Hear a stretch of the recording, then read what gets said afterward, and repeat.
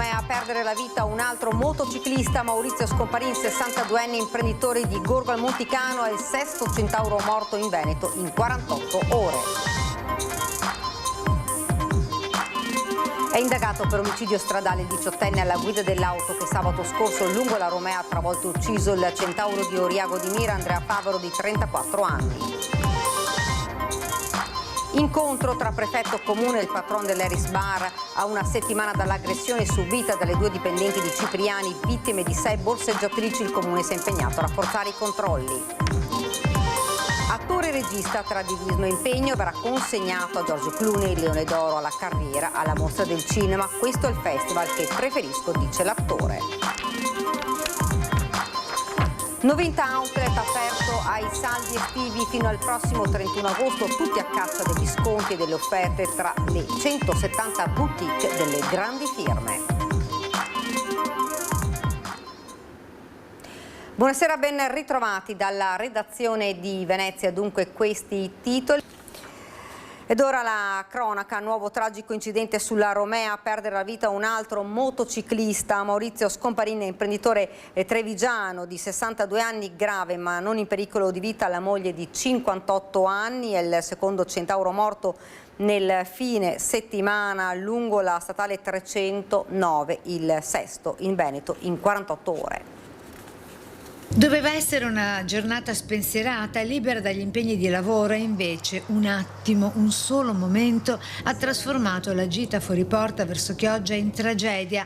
È accaduto verso le 11 al chilometro 109 della statale Romea tra Lova e Campagna Lupia, quando Maurizio Scomparin, 62 anni, di Gorgo al Monticano in provincia di Treviso, in sella alla sua BMW 1200 insieme alla passeggera di 58 anni si è scontrato con questo furgone azzurro condotto da un 43enne di Mira che viaggiava lungo la stessa direzione ma che in quell'esatto istante aveva messo la freccia per svoltare a sinistra verso il bar distributore Arcobaleno.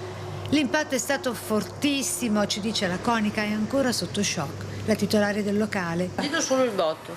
E lo scontro è stato davvero tremendo. Sul lato sinistro del furgone ancora visibili alcuni dei segni dell'impatto, lungo l'asfalto anche pezzettini del fanale anteriore della moto. Subito sul posto, con i vigili del fuoco, la polizia locale e le volanti giunte da Pieve di Sacco, con i soccorritori del SUEM 118 arrivati anche con l'elicottero, ma per il centauro è risultato purtroppo vano ogni tentativo di rianimarlo. E l'è trasportata all'ospedale di Mestre la passeggera 58enne che, seppur non in pericolo di vita, ha riportato gravi ferite, in particolare ad una gamba. Disagi al traffico con il tratto stradale chiuso per circa un'ora. È il secondo tragico incidente accaduto in Romea in soli 2 giorni. Sabato, più o meno lungo lo stesso tratto tra Rosara di Codeviga e Campagna Lupia, ha perso la vita un altro motociclista di appena 34 anni, Andrea Favaro, di Oriago di Mira. E come avete sentito, la vittima è Maurizio Scomparin, abitava a Gorgo al Monticano. Il sindaco, la comunità si stringe alla famiglia molto conosciuta in paese. Sentiamo. Una notizia che è arrivata in paese come un fulmine a ciel sereno, lasciando attoniti i cittadini. Maurizio Scomparin avrebbe compiuto 63 anni il 24 novembre prossimo. Appassionato di moto, in mattinata aveva fatto un salto in azienda prima di andare in ferie. Poi la tragedia che ha stroncato la vita dell'uomo. Grave in ospedale la moglie che era con lui in sella alla BMW. Il sindaco di Gorgo al Monticano, Firmino Vettori, dove la coppia viveva, descrive Scomparin come una persona sorridente nonostante la vita per lui e la sua famiglia non fosse stata semplice. E anche Claudio, suo fratello, che era un altro, è morto anche lui in un incidente stradale in moto tantissimi anni fa, adesso non mi ricordo. Poi ha perso un altro fratello, Daniele, anche lui di malattia, quindi direi una famiglia molto molto sfortunata. Certo che credo che colpisca un po' tutta quanta la comunità. Una famiglia conosciuta in paese, la vittima era titolare della Scomparin SNC che si occupa di lavorazioni in agricoltura per conto terzi, sia in Veneto ma anche fuori regione. Una bella azienda che è cresciuta molto negli anni, so che il figlio adesso collabora collabora col papà e con lo zio, certo che questa è una grossissima perdita. Il sindaco conosceva bene Maurizio Scomparin, così come l'intera famiglia. Sorridente, sempre pronto, sempre, sai, poi i momenti brutti vengono un po' tutti quanti, però lui disponibile, dava una mano, quando avevamo bisogno dava una mano anche nel sociale. Un gran lavoratore, una persona d'oro, dicono i collaboratori che in azienda non riuscivano a capacitarsi della tragedia. Maurizio Scomparin lascia la moglie ricoverata in ospedale per le ferite riportate nell'incidente, le sorelle ed il figlio che lavorava con lui in azienda. In attesa della data dei funerali di Andrea Favaro, il motociclista 34enne di Mira, morto sabato pomeriggio in un altro incidente stradale lungo la strada Romea, risulta indagato per omicidio stradale colposo il conducente dell'auto con cui si è scontrato, che ha appena 18 anni. I carabinieri stanno indagando per ricostruire l'esatta dinamica dello schianto. I mezzi coinvolti sono stati posti sotto sequestro. Il tratto di strada dove ha perso la vita il pensionato di 79 anni di Fossalta di Portogruaro, Giovanni Battista Sguerzi, investito da un'auto mentre pedalava verso casa, viene considerata ad alto rischio. Sentiamo. Signora, questa è una strada pericolosa e lei ha da raccontare anche un episodio che è capitato a lei direttamente. Sì, stavo andando a Cordovado e mi sono trovata dalla mia parte uno che ha sorpassato con 2 macchine e 2 moto e lui mi ha sorpassato. Sono andata svelta andare sul ciglio, mi fan secca. A 24 ore dalla tragedia di Via Teglio a Cordovado ci si interroga non solo sulla ricostruzione del tragico impatto tra l'auto e la bici, ma anche sulla pericolosità di un tratto di strada dove il rischio di incidenti è molto elevato, anche per l'alta velocità con cui spesso auto e moto procedono in entrambe le direzioni. La dinamica sembra essere molto chiara. Siamo stati sul posto per verificare i segni lasciati sull'asfalto, dove non si notano però segni di frenata.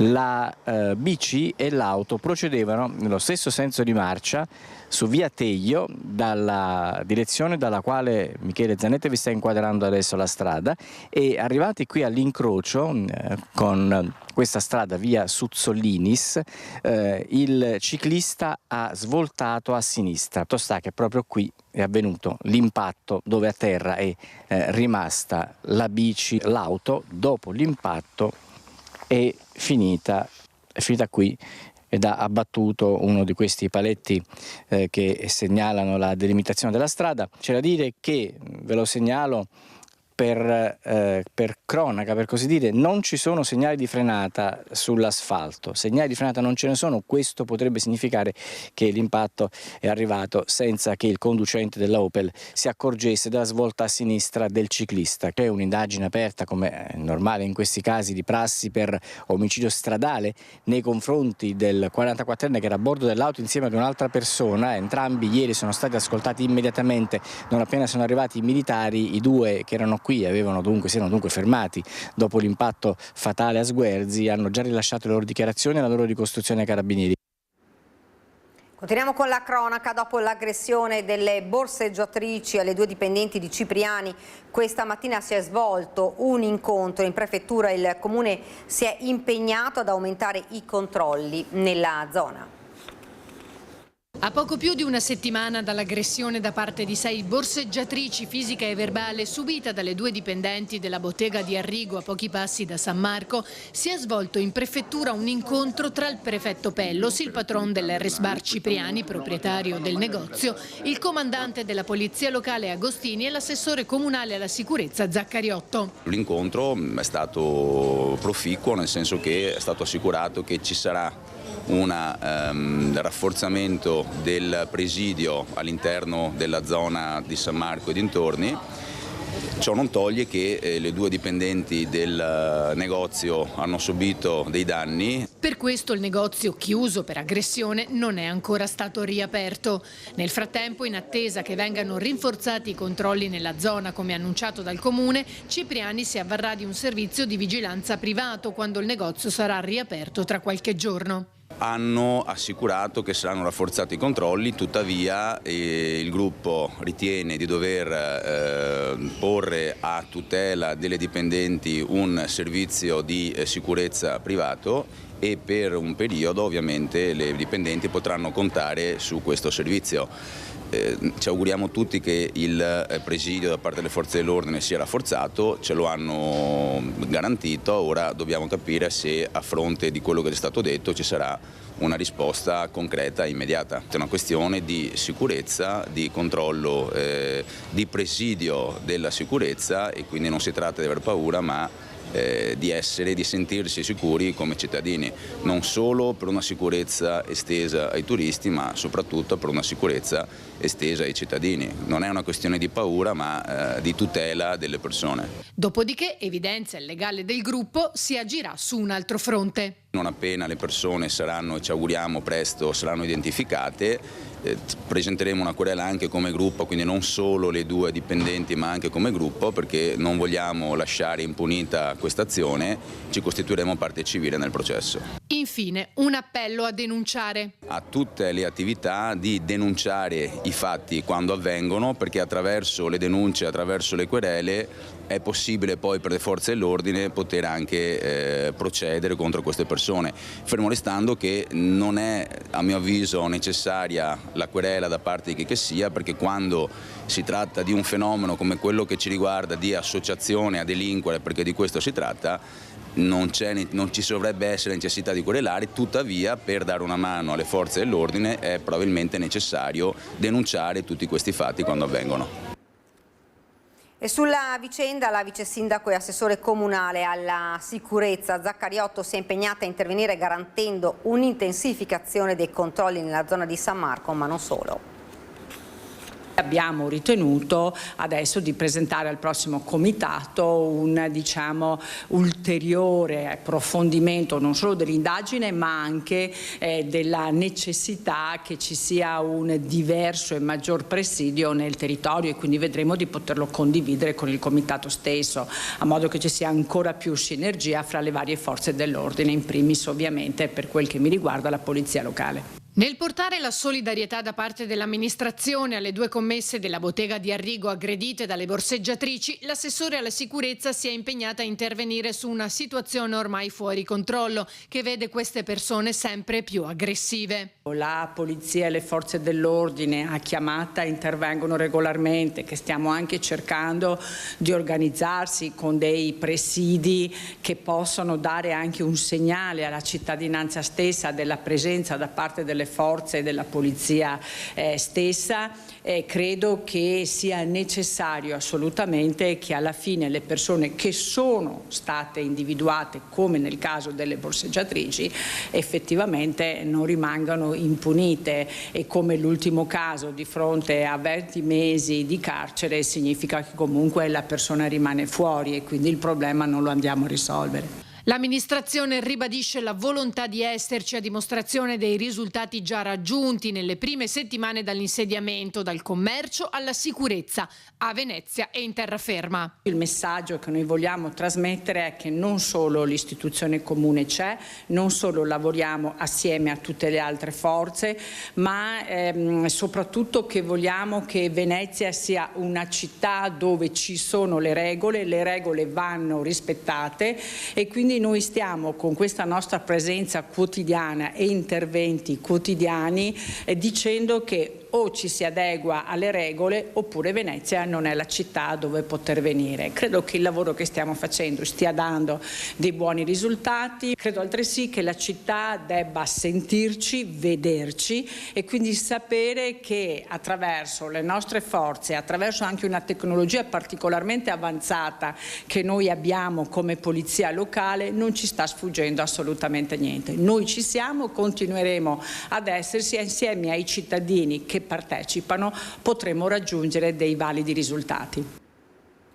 Sgominata un'organizzazione criminale italo-albanese che riforniva di droga le spiagge del Friuli, Venezia Giulia e del Veneto.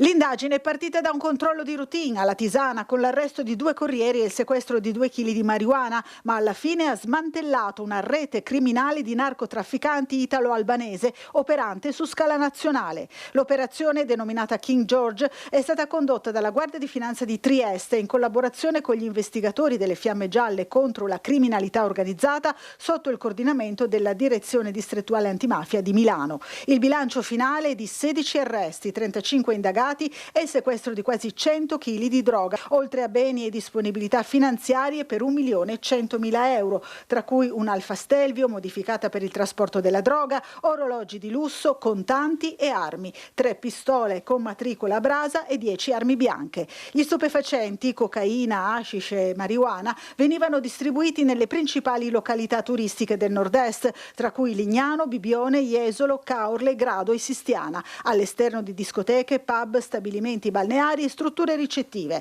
Le basi logistiche erano in diverse province della Lombardia e in Toscana, i canali di approvvigionamento lungo la rotta balcanica. L'indagine si è sviluppata attraverso pedinamenti, appostamenti, intercettazioni audio e video e attività tecniche, facendo emergere un'organizzazione strutturata che utilizzava piattaforme di comunicazione criptate, sostituiva continuamente i telefoni cellulari, le schede SIM e le autovetture per eludere i controlli. La droga veniva stoccata in appartamenti e garage intestati a prestanome e poi distribuiti da una rete di corrieri, cosiddetti cavallini, incaricati di rifornire sia le piazze di spaccio lombarde sia le località turistiche dell'Alto Adriatico. Gli investigatori hanno inoltre scoperto una serra nella campagna pavese destinata alla produzione di marijuana.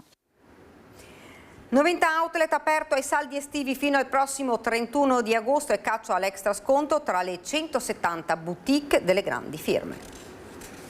Abbiamo varie proposte, in particolare 3 articoli da segnalarvi a prezzi veramente super vantaggiosi, fino al 40% di sconto. Anche all'outlet di Noventa di Piave sono partiti i saldi estivi fino al prossimo 31 agosto nelle oltre 170 boutique dei grandi brand di moda, tutti a caccia degli sconti. Oltre alle opzioni per i saldi vi attendono poi assolutamente altre tipologie di sconto, un 30% dal prezzo outlet su tutta la nuova collezione. L'outlet di Noventa, al pari di tante località turistiche del territorio, spiagge comprese, grazie anche alla vicinanza con Venezia, è divenuto oramai tra le mete di vacanza del nord-est, tanto che al riguardo vengono addirittura organizzati sempre più numerosi pullman di turisti e gruppi di comitive. Quello che ci aspettiamo è una buona affluenza di visitatori italiani e stranieri, abbiamo delle ottime opportunità di acquisto, abbiamo già avuto delle anteprime diciamo da insider di ottimi sconti, percentuali che partono dal 30 e poi arrivano anche al 50 e oltre rispetto al prezzo outlet, e quindi è un'ottima occasione per arricchire il nostro guardaroba estivo oppure impreziosirlo con dei brand di lusso. Sul fronte della viabilità, oltre ai posti auto interni, disponibili parcheggi gratuiti aggiuntivi nella vicina zona industriale, un servizio continuativo di navette gratuite attivo dalle 8 alle 21 per collegare le aree di sosta esterne agli ingressi dell'outlet e per facilitare l'accesso e ridurre i flussi di traffico.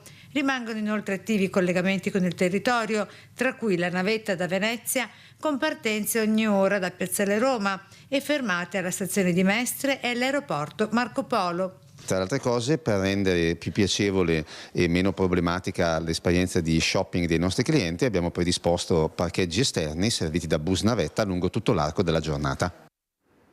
Sarà consegnato all'attore, regista e produttore George Clooney il Leone d'Oro, la carriera dell'83esima Mostra del Cinema di Venezia, in programma dal 2 al 12 settembre. La decisione è stata presa dal CDA della Biennale. George Clooney ha dichiarato: ho vissuto tantissimi momenti straordinari a Venezia, la mostra è senza dubbio il mio festival preferito.